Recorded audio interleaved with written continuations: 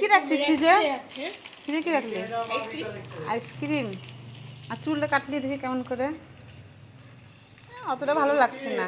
Retro মানে কিতে 250 টাকার কি করছ জানো? কি? Hair massage.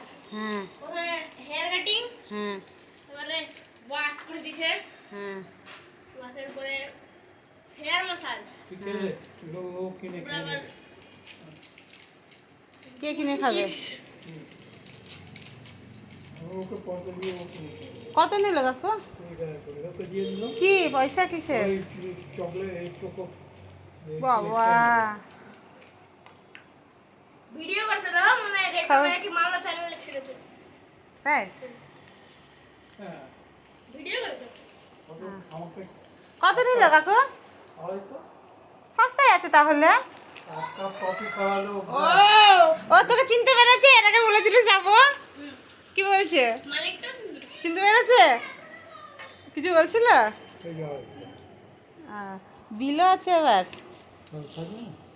বাহ ভালোই তো। চুল কাটার বিল এই প্রথম দেখলাম। না চুল কাটার বিল আমি না আমি দেখিনি তো। এই যে আমার ছেলে চুল কেটে এসছে তার বিল 400 টাকা নিয়েছিল। রেট্রো মানে কি? তাতে মনে হয় এটা সস্তায় আছে। কি সুন্দর তো, হ্যাঁ। কি সুন্দর, কি ভালো। আর এর আগে 400 টাকা নিয়েছিল। আর এ তো ওই মালিকের সাথে কথা বলে এসেছিল, বলেছিল আমি আসবো। তাই না বাবা? হাবের থেকে ভালো তাহলে। ওই ফর্সা করে আর মহিলাটা।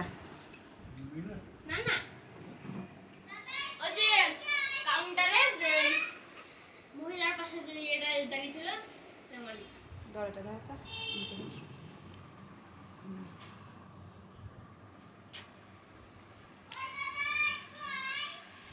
আচ্ছা তুমি ওটা ভরে নিয়ে পালিয়ে এসো। তোর খেয়ে নে না। না ও খেয়ে নেবে। কে খেয়ে নেবে? বুনু তো আলাদা দিয়েছে। বাটি দাও। না বুনুটা দিয়েছে। বুনুটা ফ্রিজে রাখলো। তাহলে এটাই ভালো, এখানে চুল কাটবি। তো হাবিবের থেকে হাবিব 400 টাকা 450 টাকা। কিনে খেয়ে নেবে এখন। আরে কাকিমা খাও, আমি পরে খাচ্ছি আইসক্রিম। আমাকে তো দিলই টাকা। দিয়ে দিচ্ছি ও কিনে খেয়ে নেবে। ও বাইরে যায় ঠান্ডা করে খেয়ে নেবে এখন।